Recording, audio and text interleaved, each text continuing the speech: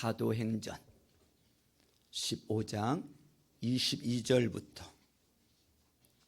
사도행전 15장 22절부터 35절까지 길기 때문에 여러분들 주보 안에 보면 속지가 있습니다.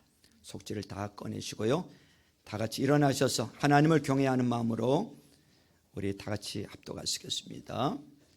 시작.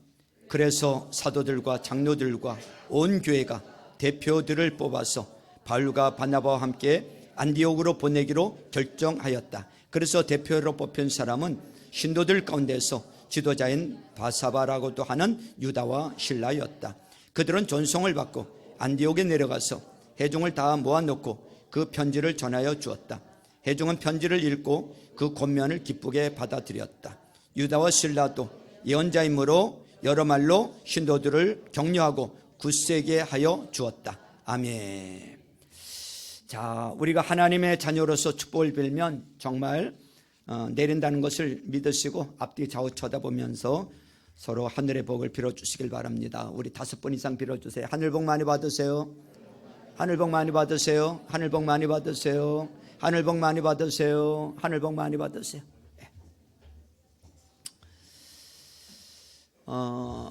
우리같이 6.25를 경험하지 않은 세대들에게는 익숙지 않은 것이겠지만은 아마 6.25를 경험하신 분들에게는 얄타 회담이다 하는 정상회담을 기억하실 것입니다.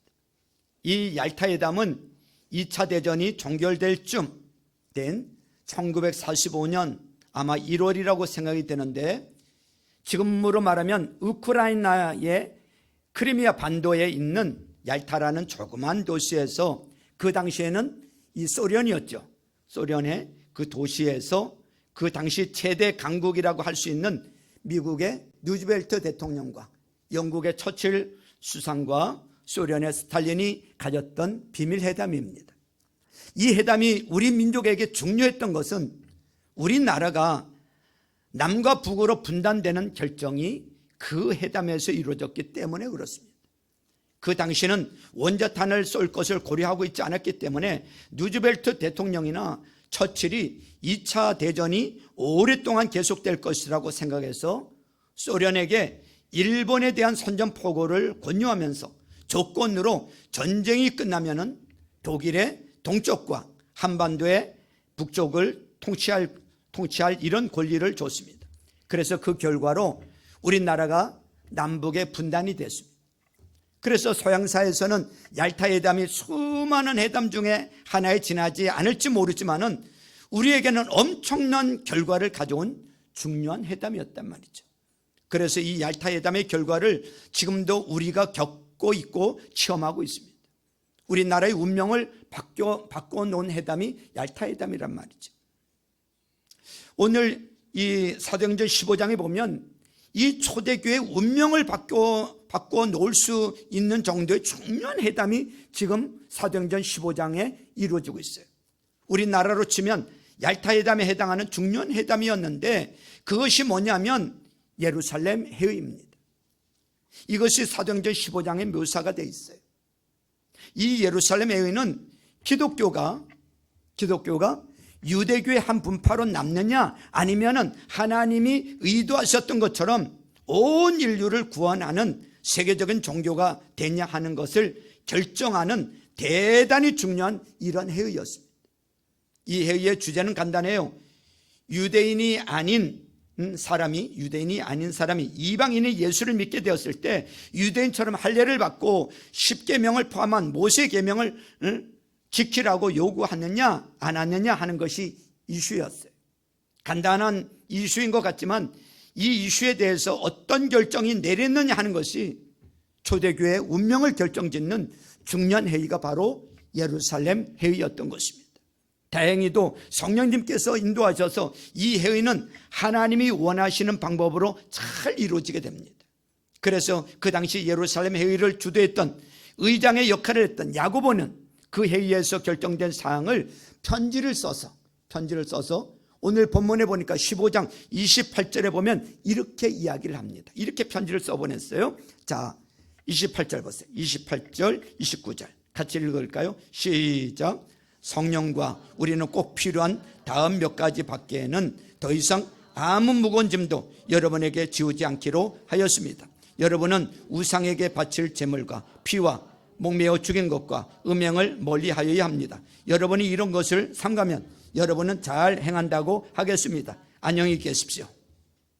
그래서 예루살렘 회의에서는 우리가 구원받는 것은 모세 계명을 지켜서가 아니라 오직 무엇으로? 은혜로만 구원을 얻는 것이다. 구원에는 조건이 붙을 수 없다 하는 것을 딱 천명하고 있어요. 천명하고 있어요. 이것은 사도 베드로의 의견을 받은 거예요. 회의 도중에 사도 베드로는 15장 11절 보세요. 15장 11절에 보면 이렇게 말하고 있어요. 자, 15장 11절 중요한 구절이에요. 시작.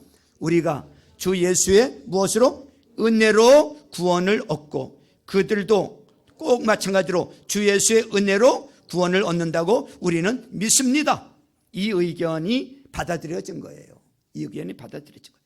우리가 구원받고 성령 받을 때 우리가 모세의 계명을 잘 지켜서 그랬느냐? 아니다 이거예요. 하나님께서 은혜로 우리를 구원해 주셨다.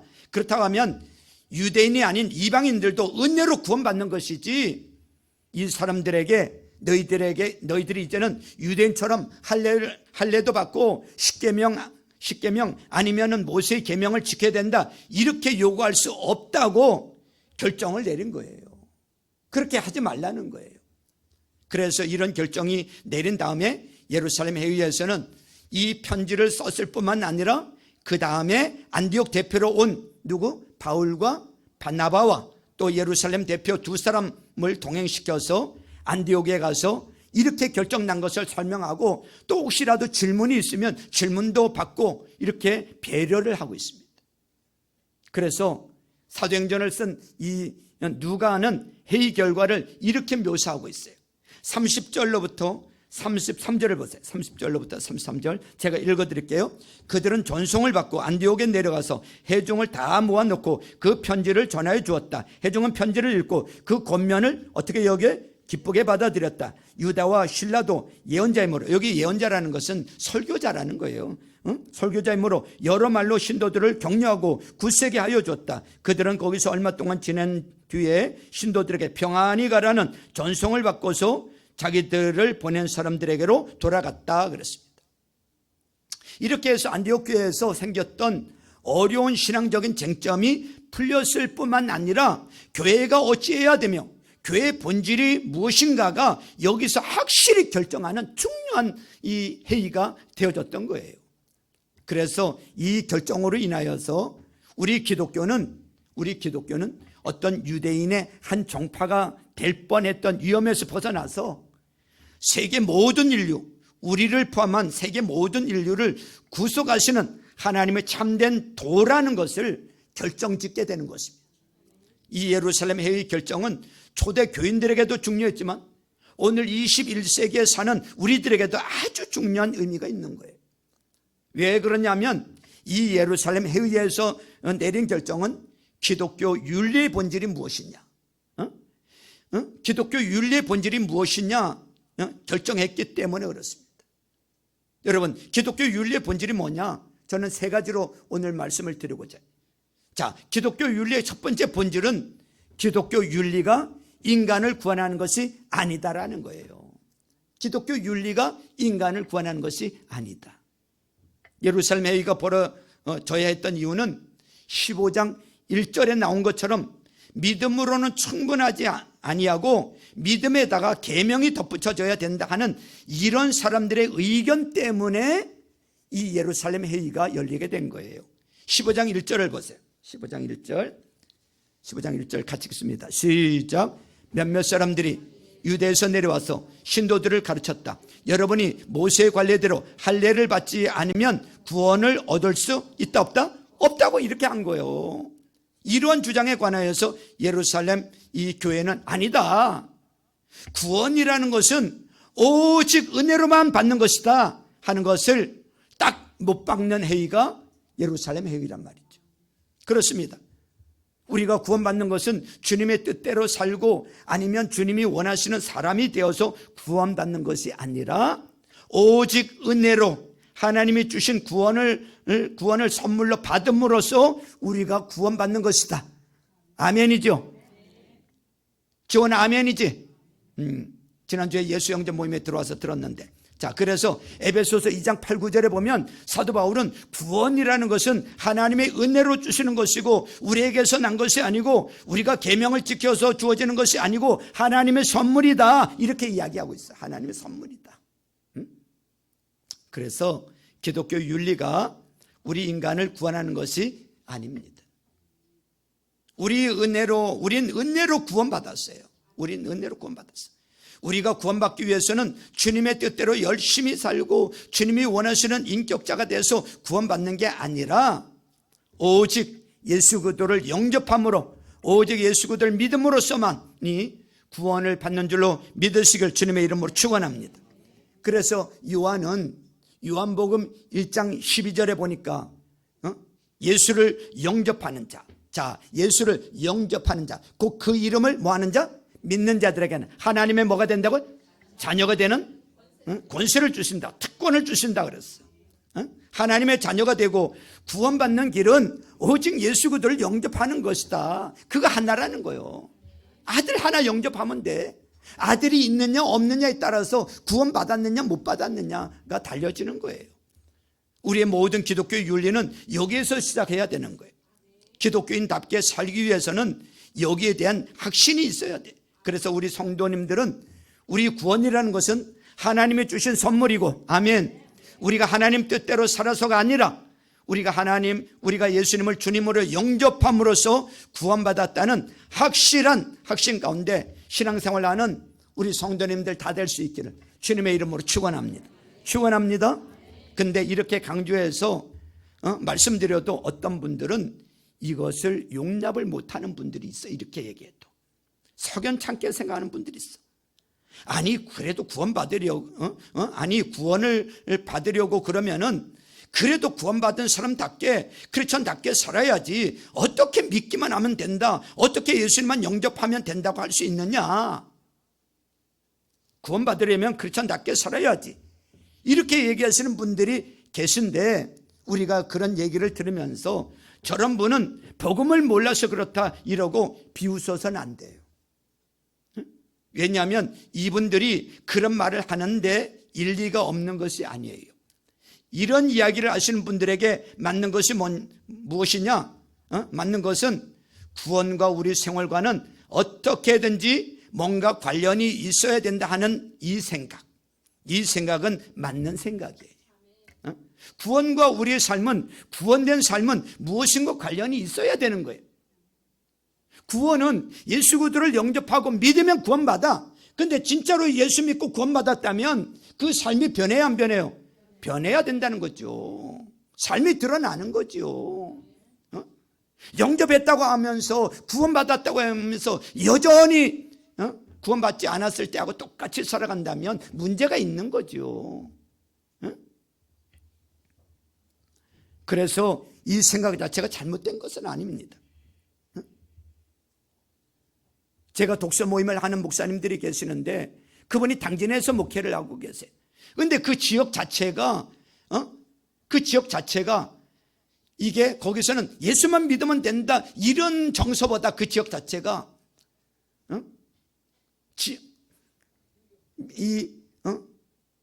믿는 거 반, 그 다음에 삶 반, 이렇게 정서가 돼 있다는 거예요. 이 뭔가 잘못 가르치고 있는 거예요. 그러나 이렇게 이야기하시는 분들의 생각 가운데 잘못된 것은 우리가 크리스천답게 이렇게 살아야지 구원받는다, 즉 크리스천의 삶을 구원의 조건으로 삼는 것이 잘못된 것이라는 거예요. 우리가 크리스천답게 사는 이런 삶은 예수님을 주님으로 영접해서 크리스천이 됐기 때문에 결과적으로 사라지는 것이지, 우리가 주님의 뜻대로 살고 우리가 주님이 원하시는 인격이 돼서 구원받는 것은 아니라는 것입니다. 어떤 사람에게 물어보면 아유 목사님 아직 담배를 못 끊어서 아주 구원 못 받았대. 그러면 담배 끊으면 구원 받는 겁니까? 술 못 끊어서 구원 못 받았대. 그럼 술 끊으면 구원 받는 겁니까? 아니란 말이죠. 우리 구원은 은혜로 받는 것이고 우리의 구원은 예수님을 영접함으로써만이 받는 것인 줄로 믿습니다. 우리 성도님들은 한 분도 빠지지 않고 이런 분명한 확신 가운데 예수님을 주님으로 영접하신 분들은 내가 구원받았다, 내가 하나님의 자녀가 됐다, 나는 오늘이라도 죽는다 할지라도 천국 간다 하는 이런 확신을 가지고 사시기를 주님의 이름으로 축원합니다. 축원합니다. 제가 어제도 이 부고장을 하나 받았어요. 은퇴 목사님이신데 수술을 하셨는데 잘 됐대, 수술도. 근데 회복실에 딱 들어갔는데 거기서 심정지가 와서 갑작스럽게 돌아가셨어. 우리 인생은 언제 어디서 어떻게 될지 몰라, 언제 부르실지 몰라. 그러니까 여러분, 우리 인생 가운데 내가 예수 그리스도를 믿고 영접함으로 내가 하나님의 자녀가 되고 천국 백성이 되고 내가 지금 죽어도 천국 갈 수 있다는 이런 확신을 가지고 사는 것보다 더 중요한 게 어디 있어? 이거 준비하고 사는 것보다 더 중요한 일이 어디 있어? 그래, 안 그래요? 그러니까 예수 영접 모임에 한 번이라도 들어오라고 하는 이유가 거기에 있는 거예요. 구원의 확신이 있는지 없는지, 이 사람이 영접한 사람인지 안 한 사람인지 확인하는 자리고, 또 그 영접할 수 있도록 도와주고 성령 받도록 도와주는 자리잖아요. 예루살렘 교회가 가르쳐준 두 번째 윤리의 기준은, 기독교 윤리는 사랑에 기초한다는 거예요. 기독교 윤리는 뭐에 기초한다고요? 사랑에 기초합니다. 조금 전에 읽어드렸습니다마는 다시 한번 15장 28절을 보세요. 28절에 보니까 성령과 우리는 꼭 필요한 다음 몇 가지밖에는 더 이상 아무 무거운 짐도 여러분에게 지우지 않기로 하였습니다. 29절, 여러분은 우상에게 바친 제물과 피와 목매어 죽인 것과 음행을 멀리하여야 합니다. 이렇게 이야기하고 있어요. 여러분들에게 무거운 짐을 져주지 않겠는데, 그러나 이 네 가지는 하라는 거예요. 우상에게 바친 제물 먹지 말고, 피 먹지 말고, 목매어 죽인 거 먹지 말고, 음행 멀리 하라. 어떤 분은 이것을 어떻게 해석하느냐 하면, 우리가 구약의 모든 율법은 다 지킬 수 없지만은 이것을 좀 극소화시켜서 다 지킬 필요는 없지만 요 네 가지만 해라라는 의미로 받아들이는 분들이 계세요. 그래서 피 먹지 않고 피 먹지 말라 그랬으니까 선지국도 안 먹고, 선지 해장국집에 가서 피 빼주세요 이렇게 주문을 하고, 그래서 김 목사가 선지든 해장국을 먹는다는 것을 아시고 충격을 받습니다. 그러나 여기서는 모세율법을 다 지킬 필요가 없는데 이 네 가지만 하라 하고 축소해서 준 게 아니야. 분명하게 깨달으셔야 돼.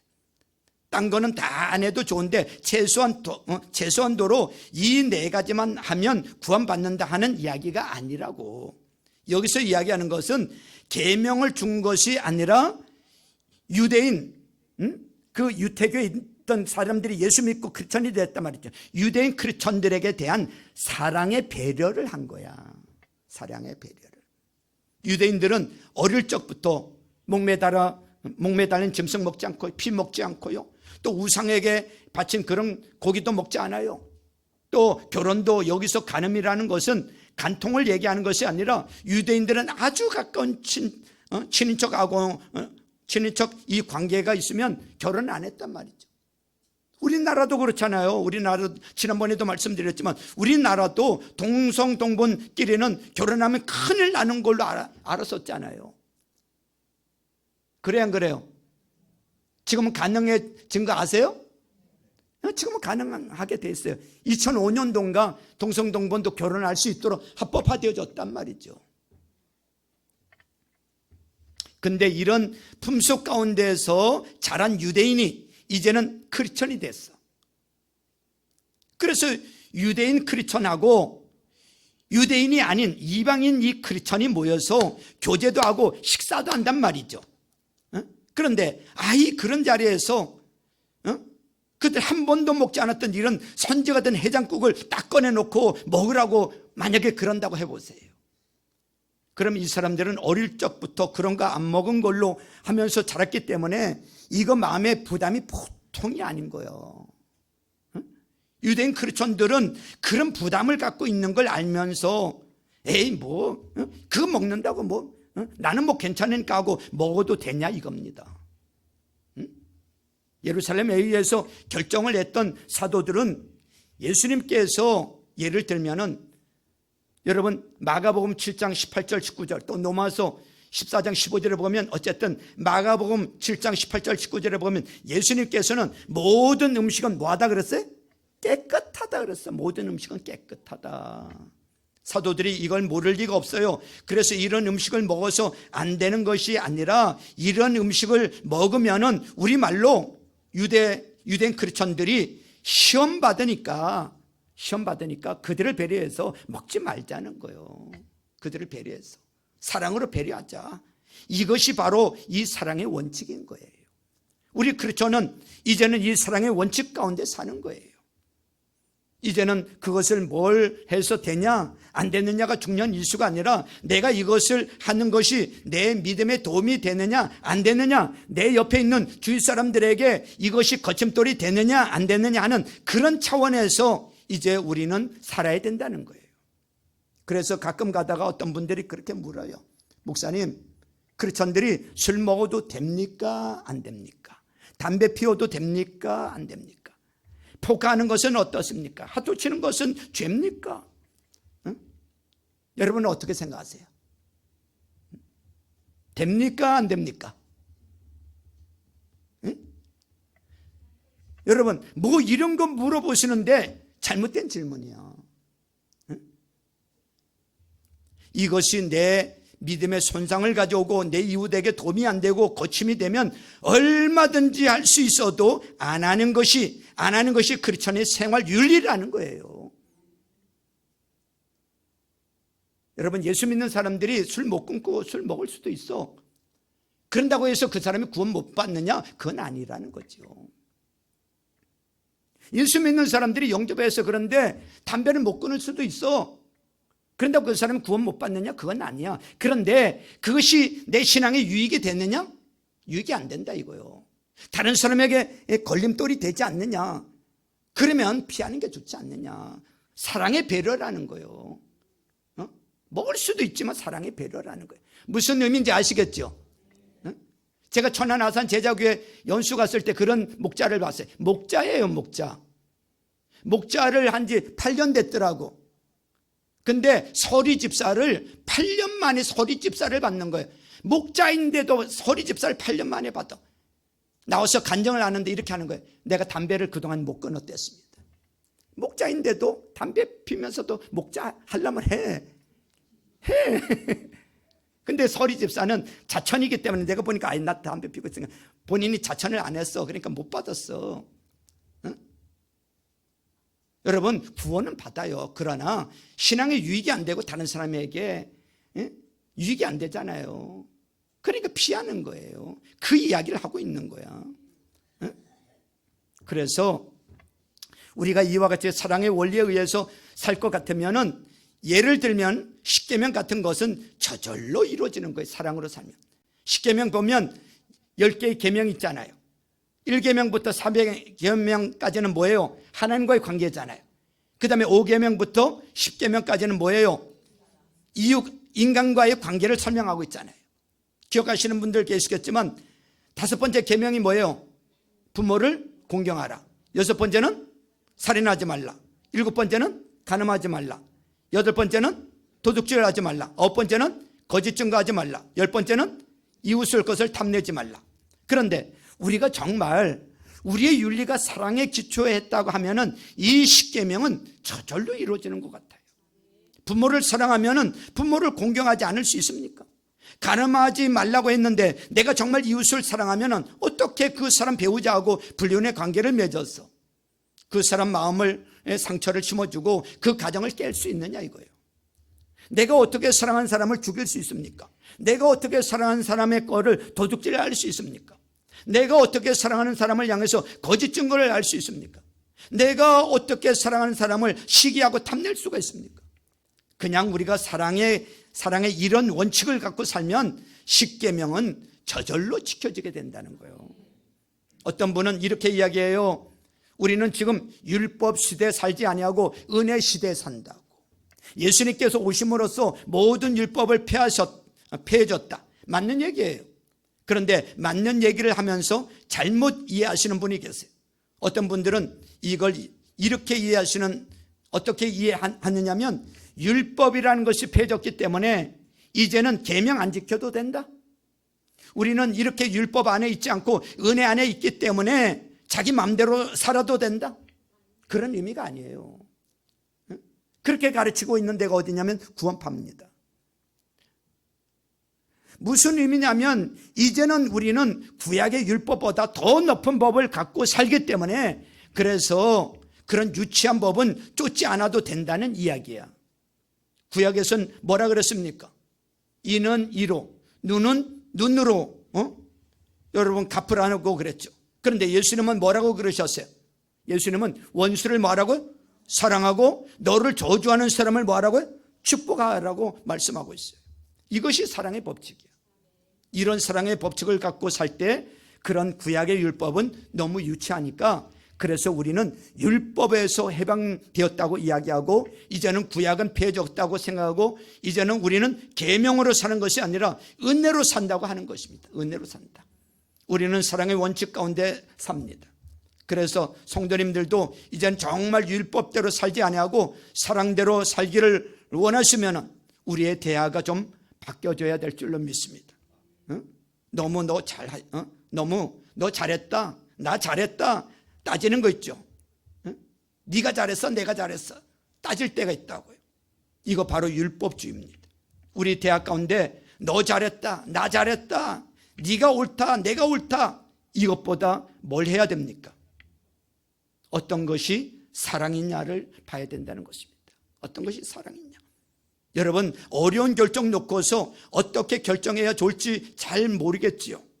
잘 모르겠는 이유가 어떻게 하면 나에게 이익이 될까 이렇게 생각하기 때문에 잘 모르겠는 거예요.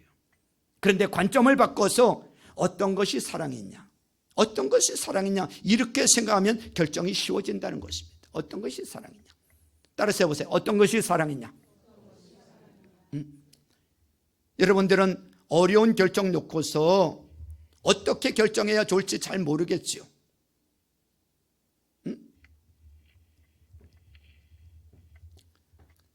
여러분 그럴 때 어떤 것이 사랑이냐 그럼 결정이 쉬워진다는 것입니다.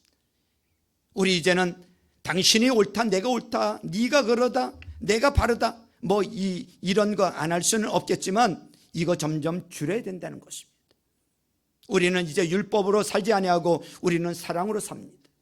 어떻게 하는 것이 사랑이냐? 어떻게 하면 내 이웃에게 도움이 되겠고 상대방에게도 도움이 되겠냐? 그런 차원에서 결정하면서 사는 이런 것이 우리 크리스천의 삶인 것입니다.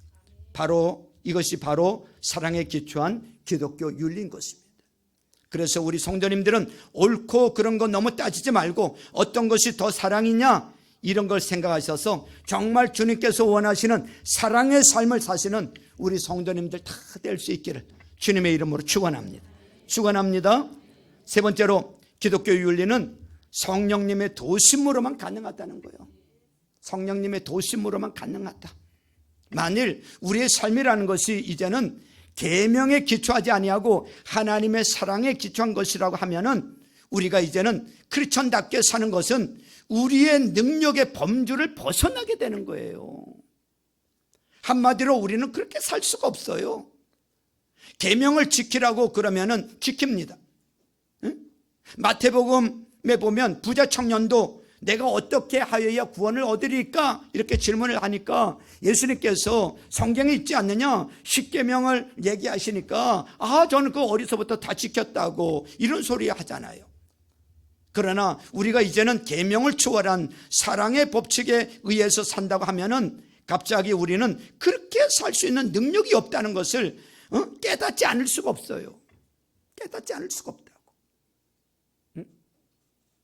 십계명 다 행했대. 근데 너에게 한 가지 부족한 게 있다. 그 팔아서 가난한 자들에게 나눠주고 나를 따르라고 하니까 그거 못하잖아요. 우리 힘으로 안 된다니까요. 우리 능력으로 안 됩니다.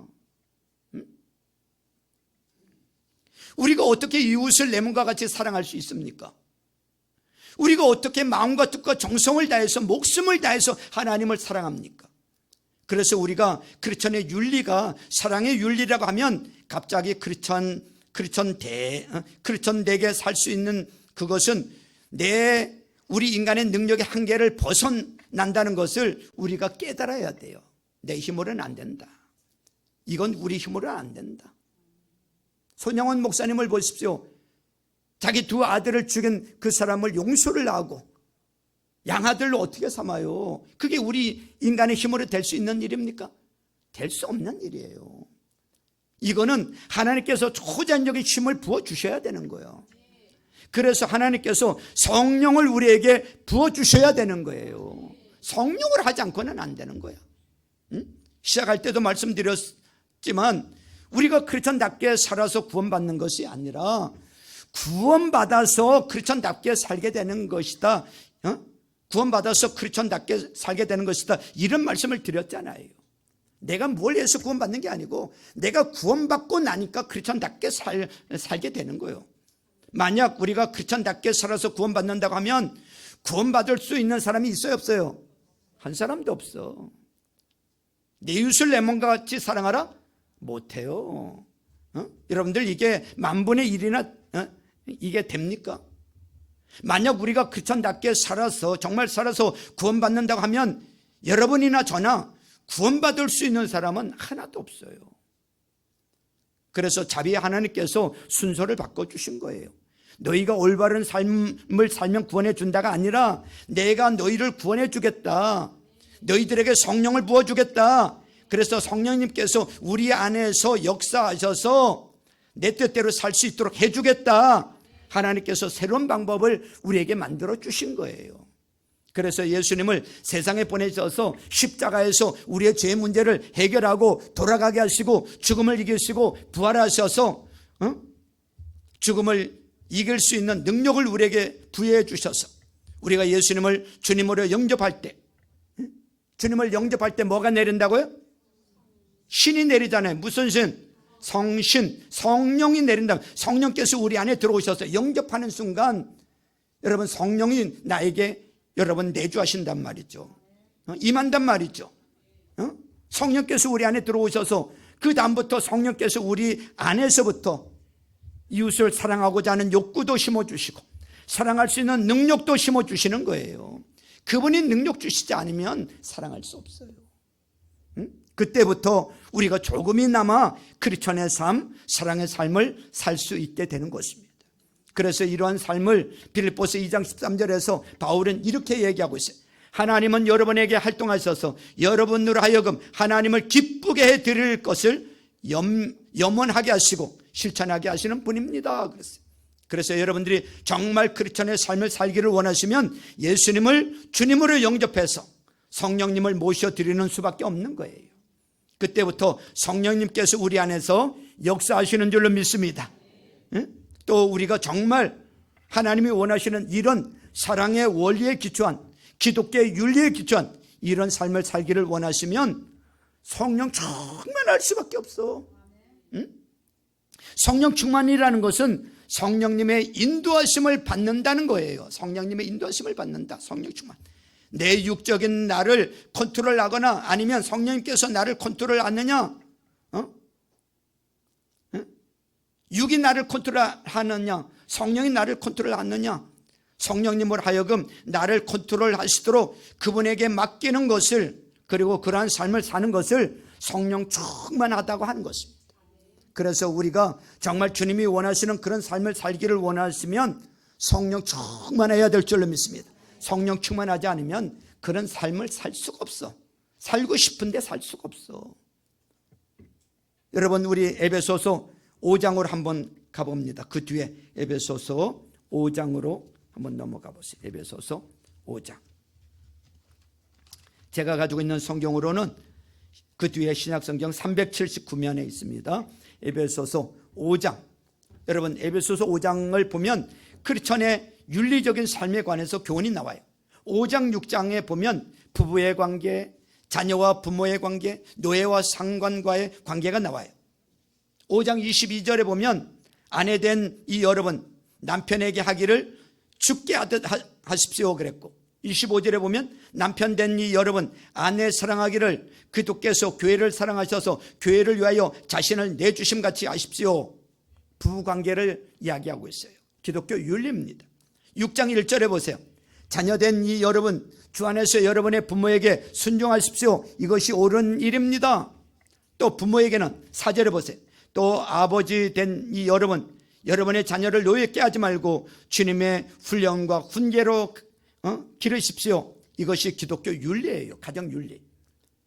5절에 보면 종으로 있는 이 여러분 두려움과 떨림과 성실한 마음으로 육신의 주인에게 순종하십시오. 그독게 하듯이 해야 합니다. 9절에 보니까 주인된 이 여러분 종들에게 이와 같이 대하고 위협을 그만두십시오. 여러 가지 표현을 썼습니다만 이거의 공통점은 사랑하라는 말이 단 하나로. 따라서 해보세요. 사랑하라. 근데 사랑이라는 것은 환경과 대상에 따라서 표현이 달라졌기 때문에 사랑해라, 순종해라, 복종해라, 또 노엽게 하지 말라, 위협하지 말라, 그렇게 다른 표현을 썼다 뿐이지 한마디로 뭐 하라고요? 사랑하라는 여러분 이야기에 사랑하라는 이야기예요. 근데 이렇게 사랑하는 삶을 살라고 권면하는데 이런 권면이 무엇으로부터 시작이 됐냐 하면은 에베소서 5장 15절 보세요. 5장 15절부터 시작이 된다는 거예요. 5장 15절. 5장 18절. 5장 18절 같이 읽습니다. 시작. 술에 취하지 마십시오. 거기에는 방탕이 따릅니다. 성령의 충만함을 받으십시오. 여러분 성령 충만함 받을 때 그 다음에 부부의 관계가 어찌해야 되는지, 자녀와 부모의 관계가 어찌해야 되는지, 상전과 종의 관계가 어떤지를 설명하고 있는 거예요. 바울은 무슨 얘기를 하고 있는 겁니까? 이러한 기독교의 윤리적인 삶은 성령 충만하지 않고는 되지 않는다는 거예요. 그래서 성령 충만을 받으라고 하고서는 구체적인 표현이 무엇인가 하면 5장 22절 이하부터 쭉 설명하고 있는 거예요. 하나님이 우리에게 요구하시는 삶, 크리스천의 삶은 우리 인간의 능력으로, 의지적으로, 노력으로 살 수 있는 삶이 아니라는 거죠. 그런 사랑의 삶을 살 수가 없어요. 우리 힘으로. 우리는 초자연적인 능력이 주어져야 되는 거예요. 우리는 성령 충만함을 받아야 되는 거예요. 아멘. 그러면 언제 성 충만함을 받느냐? 우리가 그도와 깊은 관계 속에서 요한의 표현을 빌자면 예수 안에 거할 때 우리는 성령 충만할 수가 있는 거예요. 따라서 보세요. 예수 안에 거할 때. 그렇습니다. 예수 안에 거할 때 성령 충만할 수가 있어요. 그래서 예수님께서 마지막 최후의 만찬을 나누시면서 제자들에게 이렇게 말씀하세요. 요한복음 15장 5절에 보니까 나는 포도나무요 너희는 가지다. 사람이 내 안에 머물러 있고 내가 그 안에 머물러 있으면 그는 많은 열매를 맺는다. 너희는 나를 떠나서는 아무것도 할 수 없다. 어떻게 하면 이 성령의 열매를 맺느냐? 나한테 머물러 있어라 하는 거예요. 나한테 붙어 있으라는 거예요. 성령의 그러면 성령의 열매를 맺게 돼 있다. 그러나 나를 떠나서는 나에게 떨어져서는 아무리 애써도 되지 않는다는 거예요. 그래서 우리가 성령 충만하기 위해서는 항상 우리 주님과의 관계를 체크해야 되는 거예요. 행여라도 주님과 나 사이를 막는 것이 없는지 항상 관계를 체크해야 되는 것입니다. 그래서 성령 충만하기 위해서는 여러분 몇 가지가 있잖아요. 성령 충만하기 위해서는 첫째로 예수님을 영접해서 성령을 모셔드려야 돼. 첫째로 예수님을 영접해서 성령을 모셔드려야 돼. 두 번째는 매일매일 성령 충만하기 위해서 뭐 해야 될까요? 기도해야 돼요. 기도. 성령 충만은 단회적인 것이 아니라 뭐죠? 반복적인 거예요. 반복. 하루하루를 시작할 때마다 오늘 성령 충만으로 살 것을 간구하시고 성령님 오늘 나의 삶을 지배해 주시고 인도해 주시도록 간구해야 돼. 반복적이란 말이죠. 성령 충만은. 세 번째는 내 삶에 조그만 죄라도 있으면 얼른 고백해서 해결해야 돼. 뭔가 걸림이 있으면, 죄가 있으면요 성령 충만이 사라지잖아요. 죄는 우리 주님과 나와의 관계를 막아요. 조그만 죄가 있다 할지라도, 마음에 꺼림직하는 것이 있다 할지라도 하나님께 고백하고 해결을 해야 돼. 빨리. 네 번째는 성령님께서 음성 들려주실 때 즉시 순종하는 거예요. 즉시 순종. 이것이 성령 충만한 삶이에요. 이건 한 번의 결정으로 되는 게 아니라 매일매일 우리가 결단하고 매일매일 결심하고 매일매일 기도하고 매일매일 살아가야 되는 거예요. 그래서 성령 충만해라. 성령이 이야기할 때는 시제가 반복 시제예요. 반복 시제. 계속해서 성령 충만하라는 거예요. 그런데 우리가 이렇게 성령 충만한 삶을 살 때 우리 삶 가운데 초자연적인 요소가 나타나게 될 줄로 믿습니다. 그때 비로소 우리가 도저히 용서할 수 없는 사람을 용서하게 되고 내가 도저히 할 수 없는 것을 하게 되기도 하고 이상한 일이 일어나는 거예요. 내가 내 자신을 봐도 이상하고 주위 사람들이 나 봐도 이상한 일이 생겨나는 거예요. 왜냐하면 그 이상한 일은 나로 말미암은 것이 아니라 내 안에 계신 누구로? 성령님께서 역사하시기 때문에 그런 것입니다. 우리 삶 가운데 초자연적인 요소가 날마다 나타나야 될 줄로 믿습니다. 우리 기독교의 윤리는 정리합니다. 우리 기독교의 윤리는 여러분 사랑에 기초한 윤리예요. 이러한 사랑은 세상 사랑, 남녀 간의 사랑, 이 부모의 사랑, 친구의 사랑을 초월한 하나님의 사랑, 아가페 사랑이란 말이죠. 이런 사랑은 아무도 우리가 살 수가 없어. 하나님께서 도와주셔야 되고 성령께서 우리 안에서 역사해 주셔야 되는 거예요. 그러나 우리가 성령 충만할 때 우리는 이런 삶을 살아내게 되는 줄로 믿습니다. 우리 성도님들은 우리 구원이라는 것은 내가 올바른 사람이 되어서 받는 게 아니라 뭘로 받는다고요? 하나님의 은혜로, 영접함으로, 믿음으로, 선물로 받는 거예요. 아멘이죠? 예수님을 영접해서 받다. 여러분, 성령 충만을 위해서 우리는 또 기도해야 될 줄로 믿습니다. 그래서 여러분들이 성령 충만한 가운데 여러분을 통해서 하나님의 사랑이 주위를 통해서 나타나고 주위를 따뜻하게 만들고 밝게 만들고, 그래서 주위 사람들이 야, 저 사람이 저런 사람이 아닌데 뭔가 이상하다, 왜 저 사람이 저러지? 이러한 경탄의 대상이 되는 귀한 우리 성도님들 다 될 수 있기를 주님의 이름으로 축원합니다. 축원합니다. 우리 이 시간에 찬양 하나 부르고요.